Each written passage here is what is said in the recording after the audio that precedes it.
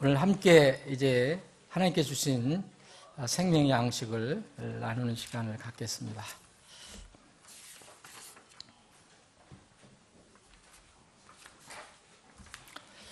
자, 오늘 구약 성경입니다. 구약 성경. 열왕기 하 2장. 여러분들이 흠정역 대역 성경 가지고 계신다면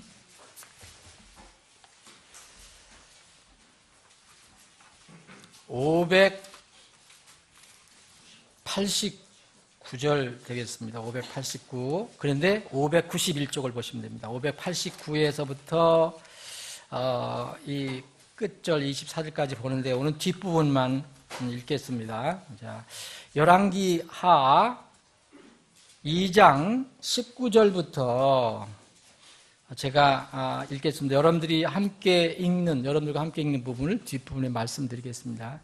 여러분, 이 말씀은 여러분들과 함께 읽을 부분은 여러분들이 정말 묵상을 하면서 읽어보시면 좋을 것 같아요.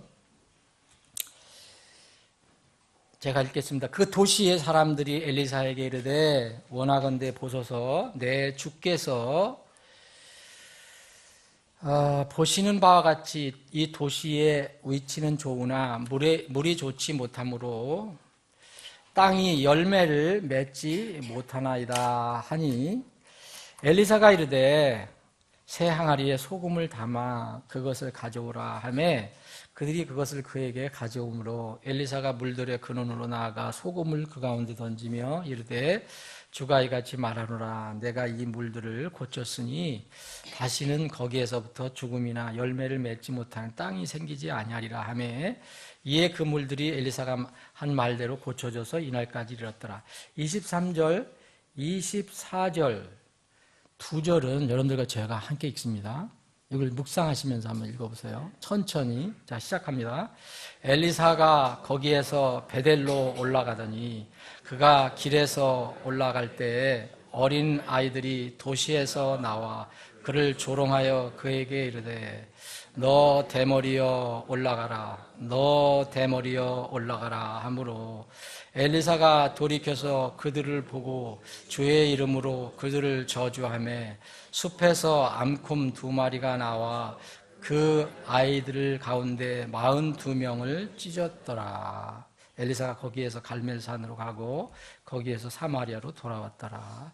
아버지 하나님, 오늘 저희들에게 건강한 몸과 또 믿음을 주셔서 하나님의 집에 모여 우리를 구원해 주신 하나님을 찬양하고 경배할 수 있도록 인도해 주셔서 감사합니다. 이 자리에 주님께서 분명히 약속하신 대로 임재해 주셔서 우리 마음을 주장해 주시고 주님의 은혜를 풍성히 내려주시기를 원합니다. 아버지 하나님, 이 시간에 주신 말씀을 마음의 무릎을 꿇고 받기를 원합니다. 우리의 인간의 지혜로는, 세상의 지식으로는 하나님 말씀을 이해할 수가 없습니다. 이 시간 도와주셔서 이 말씀이 우리에게 생명의 양식이 되게 해 주시옵소서. 거룩하신 예수님의 이름으로 기도합나이다. 아멘.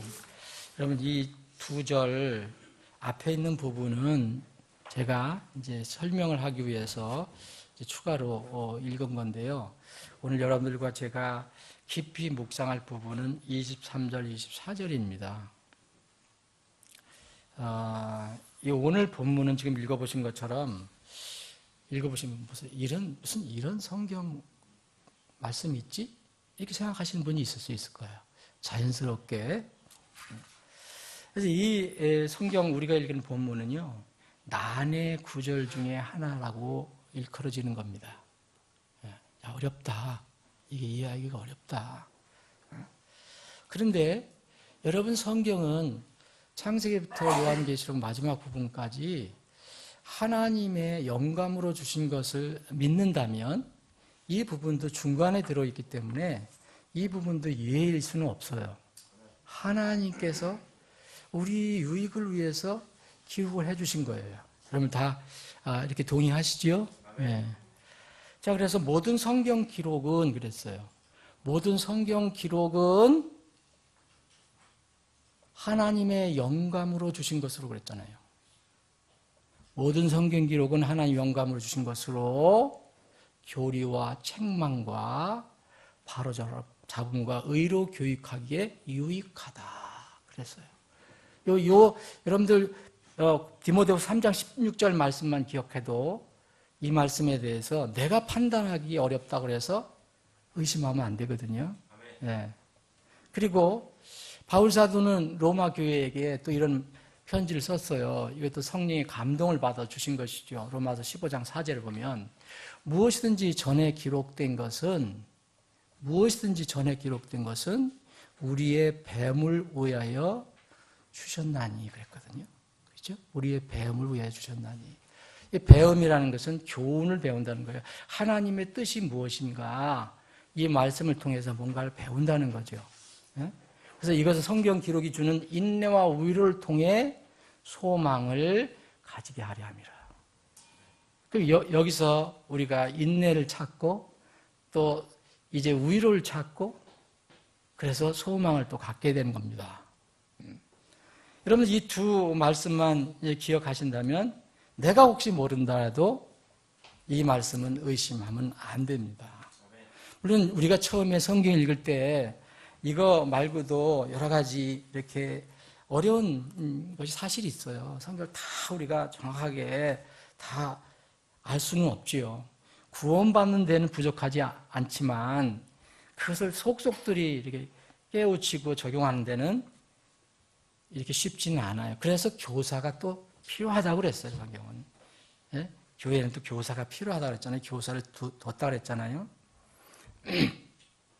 이 본문은 이제 우리가 깊이 묵상할 부분이 있어요. 이스라엘에게 하나님께서 십계명을 주셨을 때 여러분 십계명은 우리가 몇 번 공부를 했지만 10계명은요 잘 분석해 보면 사람과 하나님과의 관계를 얘기를 하고 있어요. 그거는 1계명부터 4계명까지는 하나님과 나와 하나님과의 관계를 얘기해요. 그리고 5계명부터 10계명까지는 다 나와 다른 사람의 관계를 얘기를 해요. 그런데 그 특별히 또 5번째는 이 하나님과의 관계, 사람과의 관계 중간 역할을 또 해요. 그게 바로 부모와의 관계예요. 그게 5번째 계명입니다. 내 아버지와 어머니를 공경하라. 이게 5번째 계명이거든요. 그런데 계명을 10명령을 다 성질대로 나눈다면 하나님과의 관계, 또 나와 다른 사람과의 관계, 거기서 특별하게 다른 사람 중에서도 특별하게 부모의 관계, 이게 나와 있습니다. 여러분 오늘 본문 말씀도요, 하나님께서 우리에게 교훈을 주신다면 이거 안에 저는 포함이 된다고 생각합니다. 여기에 하나님과의 관계, 내가 이 말씀을 적용을 해야 되잖아요. 하나님과의 관계, 그리고 내가 다른 사람과의 관계, 이것을 적용을 해야 된다고 생각합니다. 여기서 물론 주인공은 엘리사지요. 엘리사는 우리가 지금 읽은 대로 여리고시에 먹는 물이 이렇게 먹질 못하게 됐어요. 이유는 뭔지 모르지만 그래서 물이 좋지 못해 땅에 열매를 맺지 못하는 그런 물이에요. 그래서 이거를 기적적으로 고칩니다. 이건 한두 번 제가 여러분들과 말씀을 나눈 적이 있어요. 설교를 드린 적이 있는데 이 물의 근원을 고쳐서 땅이 열매를 맺게 하는 기적을 베풉니다. 이 기적은 엘리사가 하나님의 대언자로 요새 용어로 하면 취임하고 나서 첫 번째 일이었어요. 그러니까 요새 말로 하면 데뷔작이었어요. 데뷔작. 데뷔하고 나서 처음 놀라운 일을 한 것이 바로 이게 그 물 근원을 고치는 그런 일을 한 것입니다. 그 뒤에 이 좋은 일을 하고 나서 이제 여리고에서 한 거잖아요. 이제 이 좋은 일을 하고 나서 엘리사가 이 여리고를 떠나서 베델이라는 곳으로 올라가는 도중에 지금 우리가 읽은 것처럼 베델 근처에서 베델로 올라가는 그 도중에 베델 근처에서 일단의 젊은이들로부터 불행한 일을 경험한 그런 사건입니다. 여기서 엘리사는 이런 말을 들었죠. 너 대머리에 올라가라. 너 대머리에 올라가라. 이런 조롱과 수모를 이렇게 받게 됩니다. 그 사건입니다. 딱 2절, 25절까지 하면 3절인데, 이 23절과 24절 안에, 이 짧은 내용 안에 응축된 하나님의 진리와 교훈이 들어있다고 저는 생각합니다. 제가 이제 묵상하면서, 이거 그냥 우리가 성경을 읽고 지나가면, 이런 일도 있구나라고 할 수가 있겠지만, 특별히 저는 그 가정의 달을 맞이해서 그래도 여기에 적합한 주제가 뭘까 이리저리 고민을 하고 기도하면서 이 말씀이 떠올라서 이걸 준비한 겁니다. 이 본문에 담겨있는 분명한 하나님의 교훈이 있어요. 하나님 이 모든 성경 기록은 하나님 영감을 주신 거라고 그랬고요. 그리고 무엇이든지 전에 기록된 것은 우리의 배움을 위해 주셨다고 그랬거든요. 이거 분명히 구약성이에요. 전에 기록된 것은 다 구약을 얘기하는 거죠. 그럼 여기에 교훈이 있습니다. 여러분들이 그 교훈을 찾든 안 찾든 그건 자유지만 저는 오늘 여러분들과 여기 짧은 이 사건 속에서 3가지 교훈을 나누기를 원합니다. 첫 번째는요, 십계명 중에서 말씀드리기 성격을 얘기했잖아요. 하나님과 나와의 관계, 나와 다른 사람과의 관계. 근데 여기 첫 번째 우리가 생각해 볼 것은 이 어린 아이들이 범한 어떤 행동, 저지른 행동에 대해서 한번 생각해 봅니다. 왜 성경을 이런 걸 써놨을까? 여러분, 이런 건 잘라내면 좋을 것 같잖아요. 이번 이 인간적인 생각으로 보면, 인본주의 생각으로 보면 이거 잘라내면 좋을 것 같아요. 더. 근데 하나님께서는 이것을 보존하셨어요. 여기서 먼저 아이들이 나오잖아요. 어린 아이들. 여기 23절에 보면 어린 아이들. 영어로 little children 그랬는데 이 어린 아이들이 과연 누구냐? 이걸 먼저 생각을 해보셔야 돼요. 이 어린 아이들은 마태복음 18장 그리고 마태복음 19장 그리고 여러 곳에 나와 있는 그 어린이들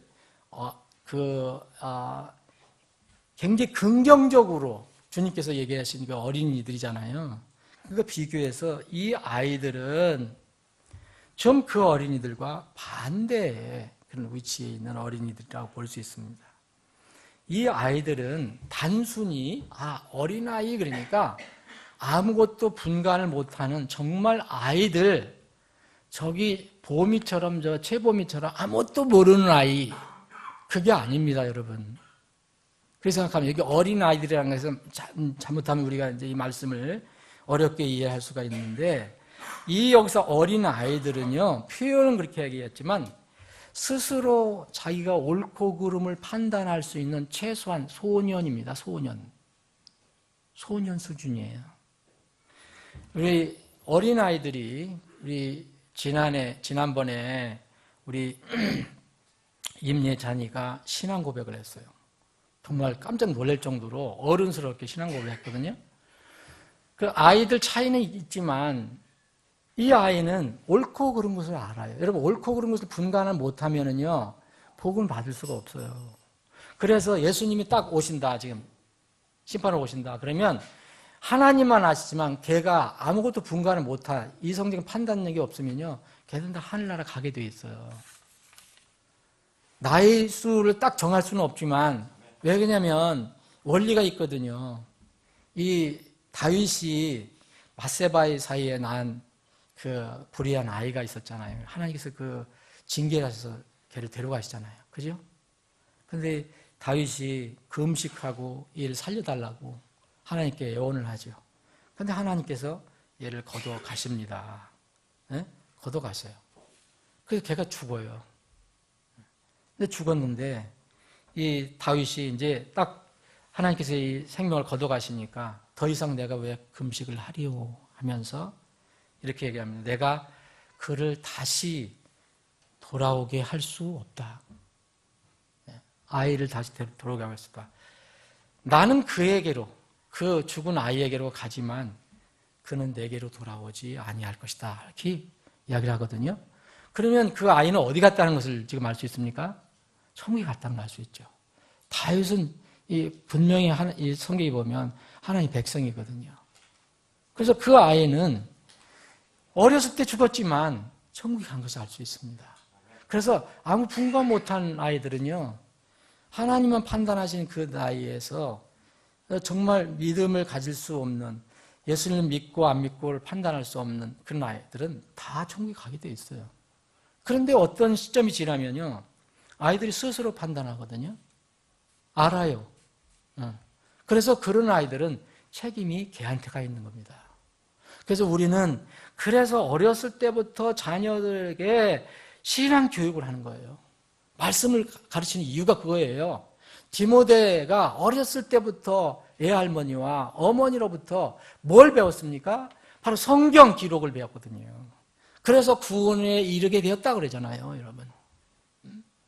그래서 아이들한테는 어렸을 때부터 걔가 분간하든 못하든 간에 계속해서 집에서, 교회에서 이렇게 구원, 신앙 교육을 해줘야 되는 이유가 있어요. 어느 시점이 딱 되면 그게 생명으로 들어오는 거거든요.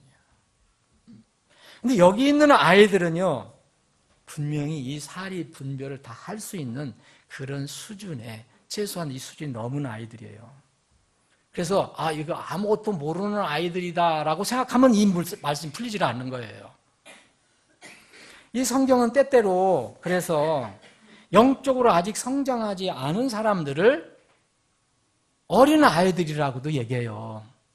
여러분 요한일서 3장 18절에 보면 사도 요한이 이 편지를 받는 사람에게 나의 어린 자녀들아 이렇게 부르거든요. 아니 그 어린 자녀들이 정말 이렇게 어린 자녀를 얘기하는 게 아니에요. 편지를 받는 이 교회에 있는 사람들에게 얘기한 거죠.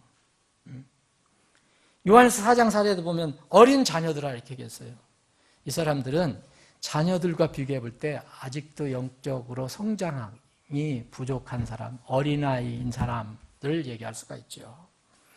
자, 근데 여기에 베델로 엘리사가 올라갈 때에 어린아이들이 도시에서 나왔다 그랬어요. 도시에서. 베델로 올라가는데 어디에서 나왔습니까? 베델에서 나온 거예요.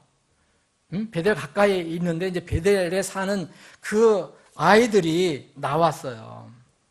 이 베델에 살았다는 것은 이때 당시만 해도 사실 긍정적인 의미가 아닙니다. 원래 베델은 하나님의 집이라는 뜻이에요. 베델. 이게 처음에 아브라함이 이 단을 쌓았던 데고, 또 그 다음에 이삭, 야곱이 돌베개를 베고 꿈을 꾸다가 하나님을 보고 하늘을 보고 이곳을 보고 뭐라냐면 이곳이 바로 하나님의 집이다 이렇게 부르기 시작했어요. 그래서 베델이라고 하는 거예요. 그게 벳은 집이고 엘은 하나님이에요. 그래서 하나님의 집이에요. 좋은 의미로 출발이 됐는데 언제부턴가 이것이 부정적인 의미로 불리기 시작했어요. 언제냐면 솔로몬이 죽은 뒤에 나라가 분할이 됩니다. 북왕국 이스라엘과 남왕국 유다로. 근데 남왕국은 르호보암이 솔로몬의 아들이 이것을 이제 그 남왕국을 인도하고, 북왕국은 여로보암이라는 사람이 스스로 왕이 돼서 왕이 돼서 열지파의 왕이 돼서 북왕국을 끌고 가기 시작해요. 근데 원래 이 이스라엘은 한 나라잖아요. 그러니까 어디입니까? 신앙의 중심지도 예루살렘이에요. 예? 예루살렘에 성전이 있고 성막이 있고 거기에 하나님을 만나는 장소가 있는데 딱 갈라놓고 나니까 이 북에서 예루살렘까지 내려오는 게 마음이 불편해서 여로보암이 대신 예루살렘 대신 그곳에다가 자기 땅에다가 이 거짓 성막을 만드는 거죠. 하나님이 있는 곳이라고 해갖고 그것이 바로 베델에 있다. 베델에다가 이 장소를 만들어서 거짓 그 섬기는 장소를 만든 거예요. 그게 베델이에요. 이 우상을 만들어 놓고 시작을 한 겁니다. 그래서 이후부터는 베델은 상당히 부정적인 의미로 쓰이기 시작했습니다. 그래서 이 베델에 대해서 하나님께서 많은 이야기를 하신 게 나와요. 어쨌든 이 베델에 살다가 내려온 아이들이에요. 그러면 뭘까요? 어떤 이름은 이교도 믿음을 가지고 있는 아이들이라고 볼 수가 있어요. 하나님을 믿는다 하더라도 잘못된 그러한 우상숭배를 하는 그런 신앙을 가지고 있는 집에 있는 아이들이 몰려 나온 거죠. 몰려 나와서 지금 엘리사에 관한 소문을 듣고 나온 거죠. 이 아이들은요, 이것을 보면은요, 확실히 알 수가 있어요. 엘리사와 그의 스승 엘리야의 관계를 알고 있는 겁니다. 이 아이들은. 그리고 엘리야가 승천했다는 소문도 들었어요. 분명히 알고 있어요. 그런데 엘리야의 승천 소식을 들었지만 믿지 않는 아이들이에요. 엘리사가 엘리야의 제자라는 것을 알고 그 엘리야가 승천했다는 그 이야기를 믿지 않고 엘리사가 엘리야의 제자라는 것을 알고서 이 사람을 조롱한 겁니다. 그래서 뭐라 하냐면 너 대머리여 올라가라. 너 대머리여 올라가라 하는 거예요. 어린 아이들이 나이든 노인 그때 선지자 대언자에게 이런 일을 한 거예요. 어린이들이 한두 명이 아니에요. 수십 명, 여기는 42명이라고 했는데 그냥 단체로 모여서 이 일을 한 겁니다. 너 대머리여 올라가라. 너 대머리여 올라가라. 이게 성경에서요, 대머리는 약간 부정적으로 쓰여지고 있어요. 여러분, 자연적으로 있는 분들 오해하지 마세요. 저도 머리가 빠지기 시작하는데, 이 대머리는 성경에서 슬플 때, 수치를 당할 때, 머리를 뽑고, 자르고, 그래서 그걸 표현할 때 이게 써요. 예레미야 48장 37절 보니까 모든 사람의 머리가 대머리가 되고 모든 사람의 수염이 깎이리니 모든 사람의 손에 베인 상처가 허리는 굵은 배로 돌리리라. 미가서 1장 16절에 보니까 너는 네 아름다운 자녀들로 인하여 네 머리털을 짧게 깎아 대머리가 되게 할지어다. 내 머리가 독수리같이 크게 대머리가 되게 할지어다. 그들이 포로가 되어 너를 떠났느니라. 굉장히 부정적인 의미로 대머리를 얘기하는 거예요. 그래서 제가 찾아보니까 이 중근동 지방에서 대머리라고 이렇게 만약 누구를 부르면 이거 상당한 경멸의 용어예요. 누구를 대머리라고 부르는 것 자체가 그 사람을 무지무지 경멸하는 거예요. 그의 애모를 조롱한 거거든요. 이것은 하나님께는 중대한 죄가 됩니다. 하나님은 절대로 애모로 사람을 판단하지 않으셔요. 이걸 굉장히 싫어하셔요. 근데 이 아이들은 외모로 그 나이든 대언자를 조롱한 거예요. 조롱한데 이 조롱한 것이 이것이 끝나면은 모르겠는데 이 늙은 대언자의 대언자 직분을 부정한 겁니다. 조롱한 거예요. 왜 그러냐면 이런 얘기예요. 내 스승 엘리야가 있었지 않냐? 내 스승 엘리야가 승천했다는데 그 승천한 것이 사실이라면 왜 너는 늙었는데 대머리가 벗어지고 늙었는데도 네 선생을 따라가지 않았냐? 그러니까 너 대머리여 올라가라 그런 거예요. 2번이나. 어디로 올라가라는 거예요? 이거. 하늘로 올라가라는 겁니다. 지금. 하늘로 올라가라. 너 대머리에 올라가라. 너 대머리에 올라가라. 이거 2번 반복을 했어요, 여러분. 2번 반복한 것은 장난이 아니라는 거죠. 이것은 우연히 나온 게 아니에요. 실수가 아니에요. 마음에 있는 것이 그대로 나온 겁니다. 여러분, 아이들도요, 믿음대로 나올 수가 있어요. 우리가 마태복음 12장 35절에 이런 말씀 있잖아요.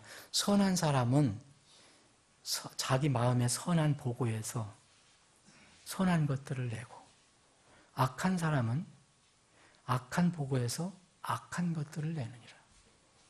있는 대로 나오는 거예요. 그래서 예수님께서 굉장히 엄중하게 이거 말씀하신 거거든요. 마태복음 12장 35절부터 37절 보면 36절은 오직 내가 너에게 이르노니 사람이 무슨 쓸데없는 말을 할지라도 그 쓸데없는 말을 하든지 심판날에 그것에 대하여 회개 보고를 하여야 한다. 하리니 내 말로 내가 의롭게 되고 내 말로 정죄받으리라. 굉장히 엄한 말씀이거든요. 이 아이들이 이거에 해당이 될 수가 있습니다.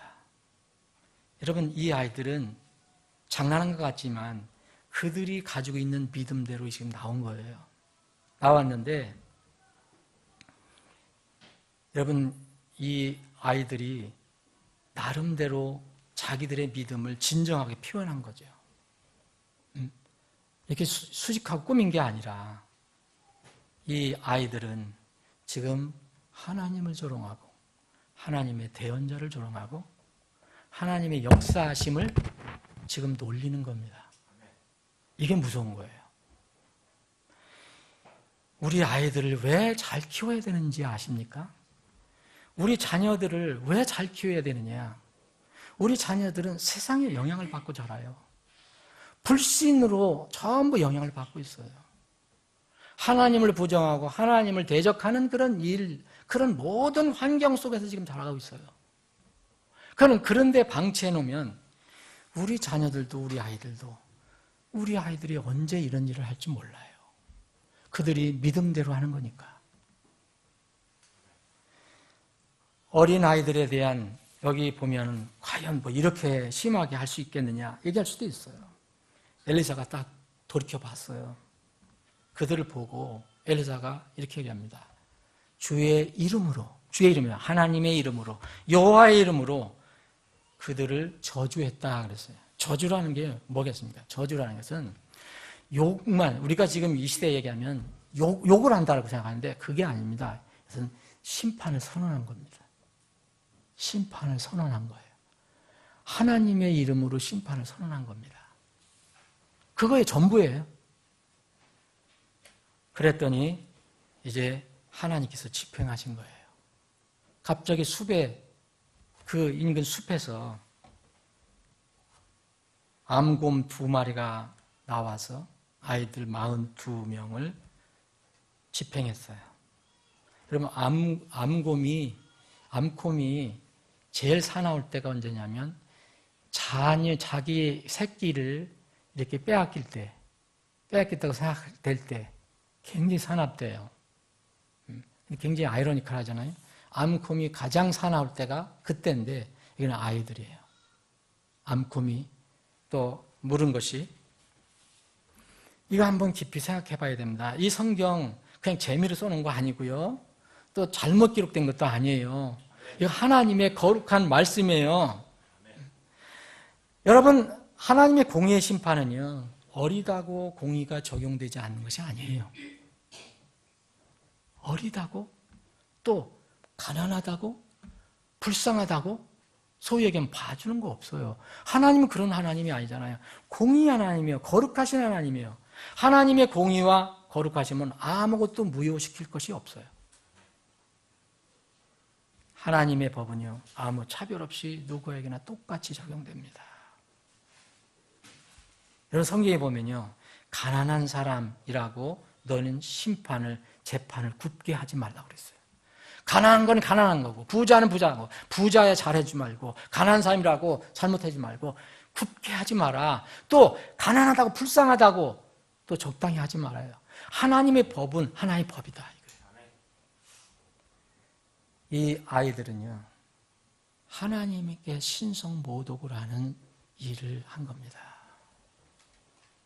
이 아이들이 하나님과의 관계에서 큰 문제를 일으킨 거예요. 이걸 한번 생각해 보시고, 두 번째는요, 이 사건에서 하나님의 사람에 대한, 하나님의 사람, 이 용어를 여러분들 생각하세요. 하나님의 사람에 대한 사람들의 태도가 있는데, 이 태도에 대해서 하나님은 어떻게 생각하시고 어떻게 다루시는가, 이 진리가 들어가 있어요. 무서운 심판이 아이들에게 떨어진 것은요, 주님께서 대언 사역을 위해서 엘리야의 후임으로 세우신 엘리사에 대해서 하나님께서 어떻게 생각하시는가, 그를 어떻게 마음에 품고 계시는가를 알려주는 사건입니다. 여러분, 엘리야, 엘리사, 지금 시간 관계상 다 못 찾겠어요. 엘리야, 엘리사를 뭐라 하냐면요, 하나님의 사람이라고 표현을 해요. 하나님의 사람, man of God. 하나님의 사람이에요. 여러분, 이전에 엘리사와 엘리야 이전에도 최초로 쓰임받은 사람이, 이 용어가 쓰임받은 사람이 성경에서 모세예요. 모세는 하나님의 사람 그랬어요. 여러분 읽어보세요. 여러분, 신명이라든지 여호수아라든지 하나님의 사람. 또 그 다음에 첫 이 사사며 예언자하고 선지자인 사무엘도 하나님께서 하나님의 사람 이렇게 표현을 해요. 하나님의 사람이라는 게 뭐냐면 하나님의 특별한 목적을 위해서 하나님 대신 일을 할 수 있도록 세움을 받은 사람의 용어예요. 다윗도 하나님의 사람이라고 불립니다. 그런데 신약에서는 여러분들 찾아보시면, 신약에서는 바울 하나님 사람 이런 표현을 안 써요. 하나님의 종, 하나님의 동역자 여러 쓰지만, 바울이 쓴 편지에서 이 디모데에게 준 편지, 디모데 전서하고 디모데 후서 각각 한 번씩 나와요. 하나님의 사람이라는 용어. 신약에서는 딱 2번, 이것밖에 없어요. 다 구약의 용어예요. 신약에서는 바울이 디모데를 지칭할 때 하나님의 사람이라는 말을 썼어요. 여기 디모데전서 6장 11절에 보면 바울 사도가, 여러분 이거 아주 굉장히 중요한 말씀이에요. 사람들이 하나님 말씀을 왜 두려워하지 않느냐면 자기 생각으로 그것을 판단하기 때문에 그래요. 디모데전서 6장 11절에 보면 그러나 오 하나님의 사람아 그랬잖아요. 이 하나님의 사람은 누굽니까? 디모데야 이겁니다. 오 하나님의 사람아 너는 이것들을 피하고, 그래서 의와 하나님의 성품과 믿음과 사랑과 인내와 온유를 추구하라. 하나님의 사람아 이렇게 불렀습니다. 딱 신약에서 나온 건 여기 하고 또 한 건데 디모데후서 3장, 우리가 잘 아는 성경에 관련된 거예요. 디모데후서 3장 17절, 모든 성경 기록은 하나님의 영광을 주신 거라 했잖아요. 그래서 17절에 보면 이것은 하나님의 사람이 완전하게 되어 모든 선한 일이 철저히 갖춰지게 하렵니다. 하나님 사람 나오죠. 이게 하나님의 사람이 1차 적용은요 디모데입니다. 왜냐하면 이 디모데에게 준 거예요. 이거 앞에 네가 어떻게 구원을 받았고, 네가 어렸을 때부터 뭘 확신했고, 뭘 배웠고. 그래서 디모데, 너는 젊은 사역자지만 앞으로 이 말씀을 꼭 붙들고 이 말씀을 통해서 이제 이렇게 준비가 되라 얘기를 한 겁니다. 그래서 하나님 사람 1차 디모데에게 준 거예요. 이걸 광범위하게 쓰면 이제 다 신약에 있는 사람, 구원받은 사람들 하나님 사람이지만 구원받은 사람들에게 하나님 사람이라는 용어는 잘 안 써요. 어떤 직책을 가지고 있는 사람, 임무를 맡은 사람, 하나님께 세움을 받은 사람을 하나님 사람이라고 하죠. 그러면요, 여기서 하나님의 사람에 대한 사람들의 태도가 있는데 이거에 대해서 하나님이 어떻게 다루시는가, 이 진리가 들어가 있습니다. 단순히 도덕적인, 윤리적인 어린아이가 어른을 놀렸다, 이런 차원이 아닙니다. 엘리사는요, 베델에 있는 다른 제자들에게 가서 혹시 스승 엘리야 승선 소식을 전하려고 하는지도 몰라요. 또 거기 베델에는 여기에 우상숭배가 많았으니까 우상숭배하는 거, 그리고 거짓 대언자들도 많았기 때문에 이 거짓 대언자들에 대해서 영향을 받지 않도록 거기에 베델에도 선한 대언자들이 있었기 때문에, 대언자의 아들들이 있었기 때문에, 대언자의 아들들이라는 것은 학생들 얘기하는데 젊은이들, 이들을 도우러 가는 길인지도 몰라요. 그건 아무도 모르지만 어쨌든 그 베델로 올라가요. 그런데 여기서 조롱을 당했는데 이 조롱한 아이들이 그 도시에서 나온 그 아이들이라는 거예요. 이 아이들은 엘리야의 개인적인 그 외모도 조롱했지만 개인 인격을 조롱한 것이고 결국은 하나님의 사역을 조롱한 것이 된 겁니다. 올라가라, 너 대머리야, 올라가라, 올라가라 하신 거예요. 엘리야를 누가 데려가셨어요? 하나님이 데려가셨잖아요. 여러분, 이 앞에 있는 거 쭉 보시면 엘리사는 이 자기 스승 엘리야가 하늘로 올라갈 것을 알고 있어요. 벌써 하나님께서 엘리야에게 그렇게 임무를 주신 것을 알고 있어요.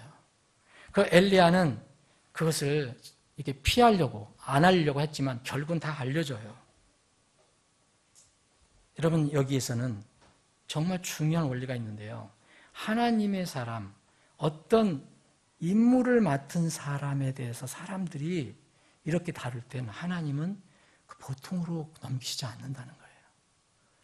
여러분, 민수기 12장을 보시면 아론하고 미리암이 나와요. 아론은 어떤 사람이에요? 모세의 형이에요. 미리암은 누이예요. 그때 당시에 대단한 지도자들이죠. 근데 미리암과 아론이 모세를 비난합니다. 공개적으로. 백성들 앞에서 비난해요. 그것도 잘못 비난한 거예요. 여러분들 그 민수기 12장을 보시면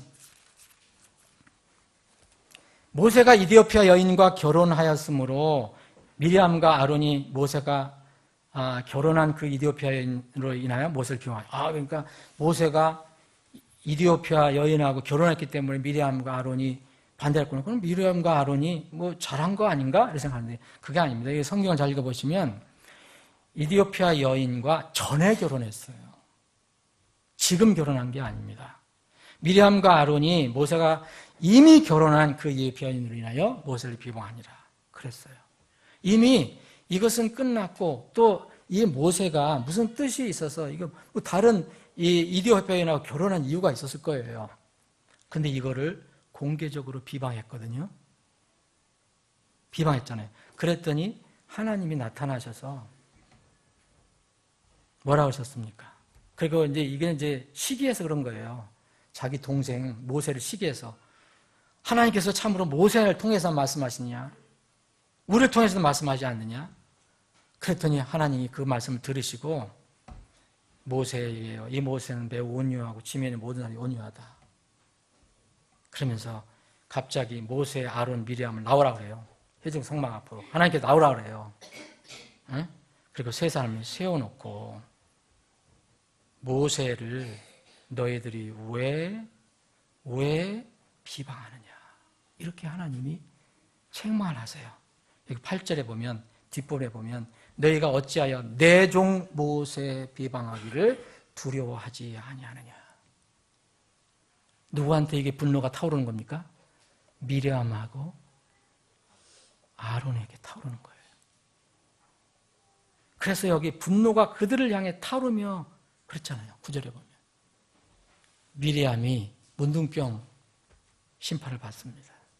결국은 모세가 간절히 간구해서 또 이 치유는 받지만 하나님이 어떤 생각을 가지고 계신가?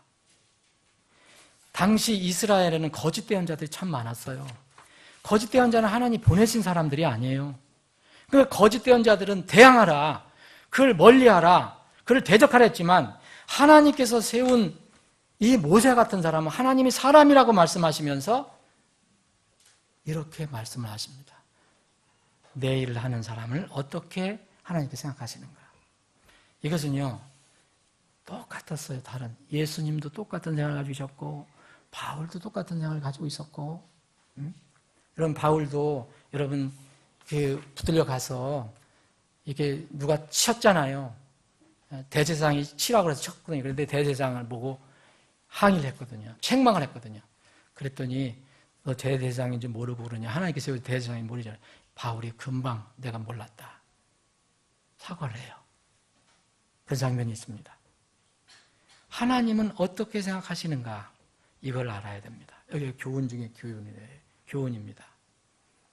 이걸 구약성이 계속 얘기하시면서 신약에 와서 바로 이 소위 얘기하면 교회의 리더들, 지도자들에 대한 태도를 어떻게 해야 되느냐를 가르쳐 주는 거예요.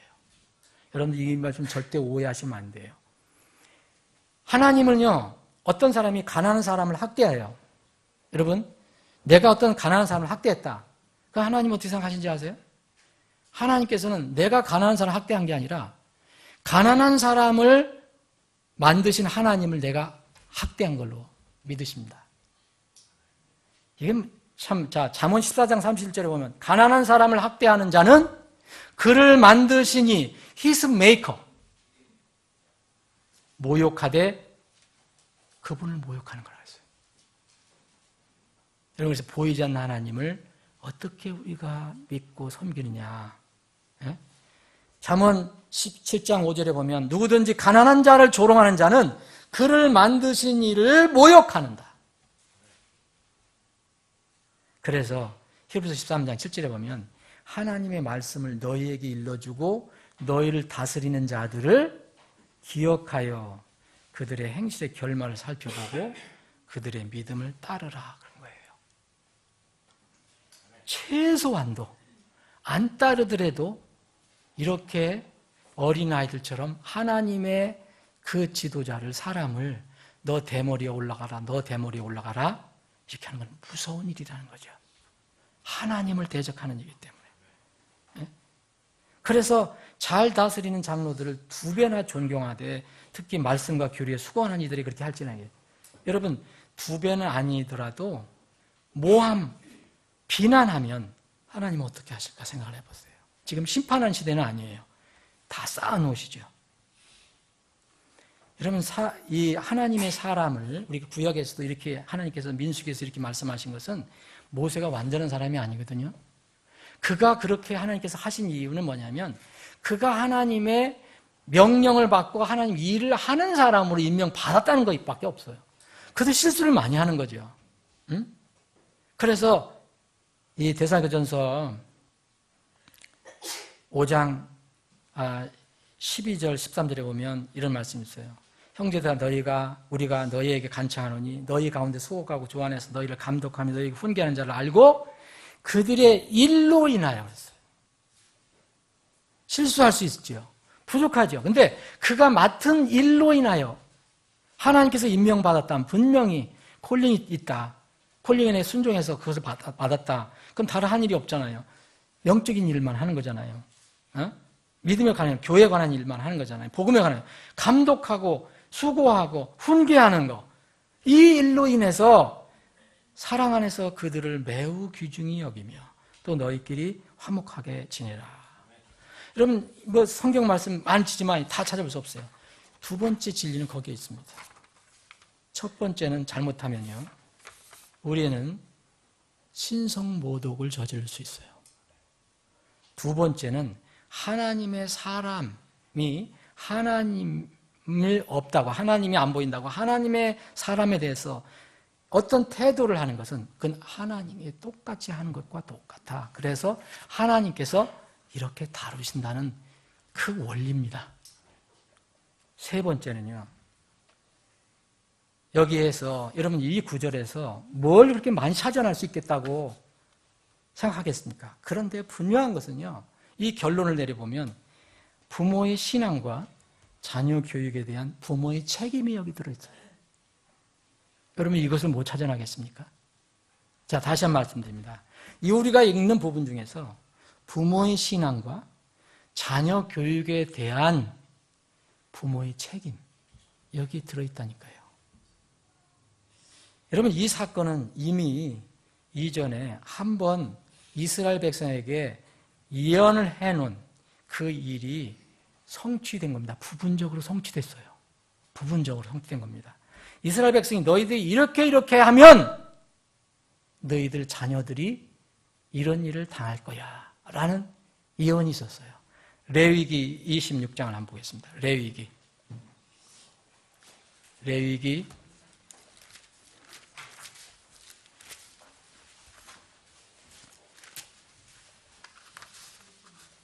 자, 레위기 26장 21절 너희가 나를 대적하여 걸으며 내 말에 귀를 기울이지 아니할진대 내가 너의 죄들에 따라 너희에게 7배나 더 재앙을 내리리라.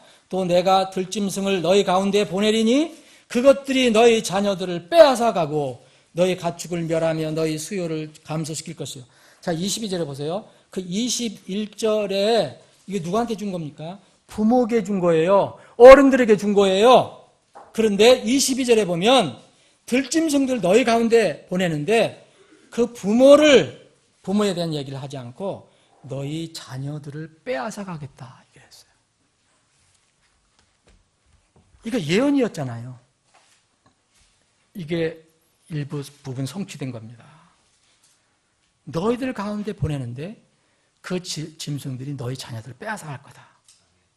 여러분, 부모는요 최고의 교육자입니다. 여러분, 학교 선생님 너무 의지하지 마세요.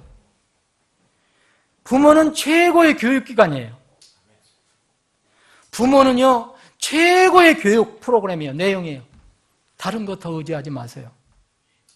나는 그렇게 할 수 없는데 천만의 말씀이에요. 안 하는 것뿐이에요. 부모가 믿음이 있으면 그렇게 할 수 있어요. 이 아이들은요, 아이들이 무엇을 알았겠어요? 자, 디모데가 어렸을 때부터 할머니, 어머니의 교육을 받아서 구원에 이르게 됐고 하나님을 알게 됐고 성경을 알게 됐어요. 이 아들은 뭘 처음부터 이렇게 알게 됐겠어요? 여러분, 자녀 양육 교육이 얼마나 숭고한 사명인지 인식해야 합니다. 전 세계 모든 부모, 여러분 우리나라 부모만이 아니라 전 세계 모든 부모들이 자녀 교육에 정말 열을 다 쏟고 있어요. 정도 차이는 있어도. 그런데요, 한국만큼 유난한 데는 없어요.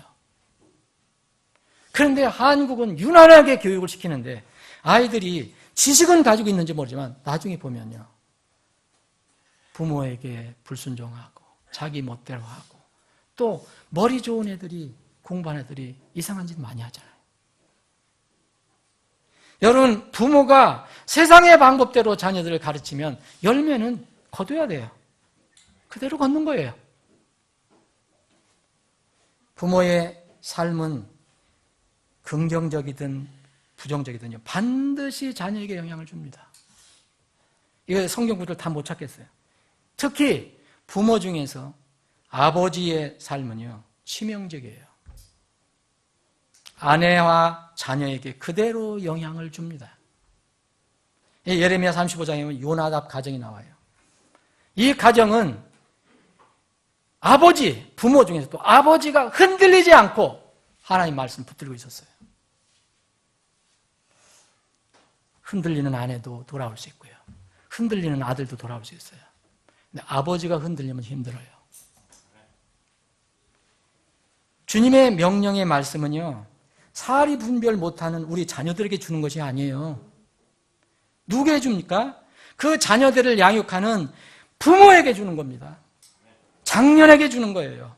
여러분, 신명기 쭉 보세요. 그거 다 부모에게 주는, 장년에게 주는 거예요. 신명기 11장 한번 보겠습니다. 다 못 찾겠고요. 신명기 11장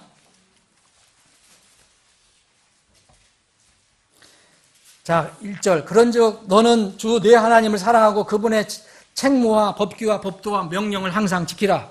너희는 이날 알지니 내가 내 행적을 알지도 못하고 보지도 못한 너희 자녀들에게 말하지 아니하노라. 누구한테 얘기하는 겁니까, 이게? 부모에게 얘기하는 거예요. 어른들한테 얘기하는 거예요. 그런데 그래서 계속해서 이야기하잖아요. 어린아이를 어렸을 때부터 계속 가르치고 성경을 외우게 하고 성경대로 실천하게 하고 신명기 6장이 바로 그거 아닙니까? 너와 내 아들과 내 손자에게 명령하는 그분의 모든 법과 명령 지키게 하라. 내 자녀들에게 부지런히 가르치고 내 집에 앉아있을 때든지 길 갈 때든지 누워있을 때든지 일어날 때든지 그것들을 말할 것이다. 아이들이 스스로 하는 게 아니라 부모가 어른이 가르쳐주고 알려주고 하라는 거예요. 여러분 오늘 이 사건은요 부모의 신앙에 관한 문제예요. 그리고 자녀 교육에 대한 부모의 책임에 관한 진리가 들어있어요. 자녀들이 신앙을 갖고 안 갖고는 부모의 책임입니다.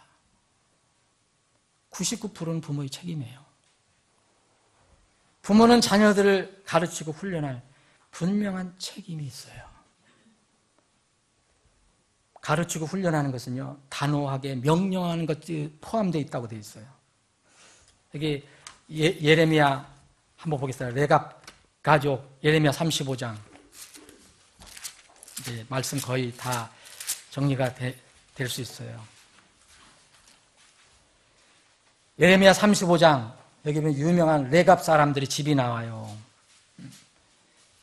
자 6절 읽겠습니다.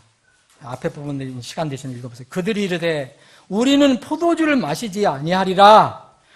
예, 술 먹어도 됐다. 같이 마시자. 그랬는데 이렇게 하는 거예요. 포도주를 마시지 않겠다. 우리 조상 레갑의 아들 요나답이 자 할아버지 레갑 기억합니다. 또 요나답 아버지 기억합니다. 우리에게 명령하여 이르기를 너희와 너희 아들들은 영원히 포도주를 술을 마시지 말라. 이걸 기억하고 있는 거예요. 이 자녀들이 이걸 붙들고 있는 거예요. 요나답의 그런 자녀들이, 가족들이. 사랑하는 여러분, 물론 이런 명령을 하려면 부모의 마음속에 먼저 있어야 되잖아요. 나도 안 하면서, 나도 모르면서, 나도 믿음이 없으면서 안 하면 너는 그래. 그렇게 할 수는 없잖아요. 그런 아버지가 있다고 그래요. 담배 피우는데 못 끊겠다. 너는 담배는 피우지 마라. 그한테 하나 의미가 없는 거예요. 이거는. 사랑하는 여러분, 자녀들을요 세상에 그냥 방치하면 안 됩니다. 부모는 자녀들에 대한 전적인 책임이 있어요. 그래서 부모가 신앙을 잘 가지면요 자녀들에게 복이 됩니다. 여러분 잠언 20장 6절 7절에 보면 대부분의 사람들이 저마다 자기의 선함을 애추려니와 누가 신실한 사람을 찾을 수 있으리요. 의로운 자는 자기 순정한 가운데 건나니 그의 자녀들이 그를 따라 복을 받느니라. 여러분 이와 반대로 부모들의 불신앙, 사악한 말과 행동은 대부분 그대로 자녀들이 다 따라하게 돼 있어요. 여러분 예레미야 7장을 보면 놀라운 일들이 있어요. 부정적인 의미로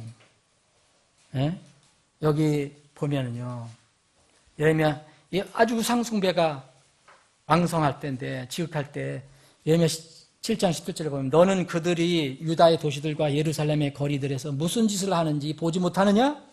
그들이 누굽니까? 총체적인 가족을 얘기해요. 자녀들은 나무를 모으고 뭐예요 이게? 우상들에게 지금 제사를 드리기 위해서 필요한 일을 하는 거예요. 자녀들이 뭘 알겠어요? 아버지들은 불을 피우고 여인들은 뭐예요? 아내지 않아요, 아내. 여인들은 가루를 반죽해서 납작한 빵을 만들어서 하나님께 예배드린 게 아니고 하늘의 여왕에게 바치고 다른 신들에게 음료 헌물을 부음으로 내 분노를 일으키느니라. 온 가족이 우상 숭배하는 거예요. 누구 책임입니까? 아이가 뭘 알아서 분명히 부모가 너 가서 나무 주워 와라 그랬을 거예요. 누구 책임이에요? 말씀 정리하겠습니다. 여러분, 우리는 이제 5월 달만 돌아오면 뭐 어린이날, 뭐 부모의 날, 뭐 어버이날. 여러분 우리 교회는 그러지 않겠지만 요새 어린이날 들어오면 어떤 분들은 힘들대요. 돈이 없어서 너무 많이 나간다는 거죠. 또 수준이 그러니까 아이들이 그러니까 또 안 할 수도 없고. 그게 중요한 게 아닙니다. 어린이날은요, 어린이애들에게도 잘해줘야 되지만 부모의 공로, 은덕을 기억하게 해주는 날이라고 가르쳐줘야 돼요, 여러분. 어린이 생일에 아이들 초청해서 돈 들여갖고 무슨 파티 열고 뭐, 그게 아니고요. 내가 어떻게 이 땅에 태어났느냐. 하나님의 은혜와 부모에 대한 감사를 하는 날이라고 가르쳐줘야 됩니다. 거꾸로 되고 있어요. 지금 이 세상은. 그게 누구 책임이냐? 부모의 책임이에요. 부모의 책임. 아이들은요, 가르쳐주면 됩니다. 심지어 아이의 경우에도 그가 행한 것으로 그가 한 일이 순수한지 옳은지 알 수 있느냐 했어요. 잠언 20장 10절에 보면. 아이들 가르쳐주면 알아요. 여러분, 오늘 여기서 아이들이 주의 이름으로 심판을 받았거든요. 이거 누구 심판을 받은 겁니까? 아이들이 심판받은 거지만 누구 심판한 거예요? 부모를 심판한 거예요. 아까 그랬잖아요. 너희들 가운데 짐승을 보내서 내 자녀들을 빼앗겠다. 누구 심판하신 겁니까? 저 아이들은 무슨 부모도 없고 방랑하는 그런 아이들이라고 생각하시면 안 됩니다. 부모들은요, 자녀들에 대한 전적인 책임이 있습니다. 그래서 에베소 6장 4절에 보면 부모와 어른들은 어린 자녀들을 주의 교육과 훈계로 양육하라 얘기한 거예요. 세상에 그런 교육이 아니라 주님의 교육과 훈계로 양육해라. 여러분, 아이가 마땅히 갈 길로 아이를 훈련시키라 그랬어요. 그래야면 그가 늙어서도 그 길을 떠나지 아니하리라. 훈련시키는 누구 책임이에요? 여러분과 제 책임입니다. 아이들을 제일 책임이 없어요. 뭘 알아요, 아이들이? 그래서 여러분 아이들을 정말 세상적인 방법으로 그렇게 하다는 게 애를 망치는 거예요. 자, 잠언 13장 24절에 보면 해초리를 아끼는 자는 자기 아들을 미워하거니와. 우리 부모들이 얼마나 아이들을 미워하는 부모들이 얼마나 많은지 몰라요. 원하는 대로 다 해줘요. 옳고 그른 거 얘기를 안 해줘요. 분명히 잘못된 거 있으면 옳고 그른 걸 알려줘야 되거든요. 여러분 다음 징계는 여러분들이 알아서 하는 거고. 그런데 그것도 아니고 덮어놓고 그냥 다 적당한 거라면 걔가 혼동스러운 거예요. 커면서 이제. 잠언 23장 13절 14절에 아이를 바로잡는 것을 금하지 말라. 내가 그거를 해초리로 때릴지라도 그가 죽지 아니하리라. 하나님이 이런 말씀을 왜 반복해서 말씀하셨을까? 그를 회초리 때려서라도 그의 혼을 지옥에서 건질지니라. 여러분, 아이들의 구원은 누구 책임이에요? 이건 누구 책임이라고 하는 겁니까? 부모의 책임이에요. 부모의 책임. 관심이 없으니까 5월 가정의 달 반짝 자녀 교육 얘기하고요. 반짝 부모 공경 얘기하고 반짝 스승 공경 의미 없어요. 그럼 무슨 의미가 있습니까, 여러분? 평생 주의 깊게 다루고 실천해야 할 신앙의 문제입니다. 오늘 이 말씀을 여러분들 다시 한번 묵상해 보세요. 이 말씀은 영감을 주셔서 우리에게 주신 말씀이고요. 우리의 교훈, 배움을 위해서 주신 말씀입니다. 이 말씀을 통해서 여러분과 저에게 참 복된 하나님의 은혜가 충만히 임하기를 바랍니다. 기도하시겠습니다.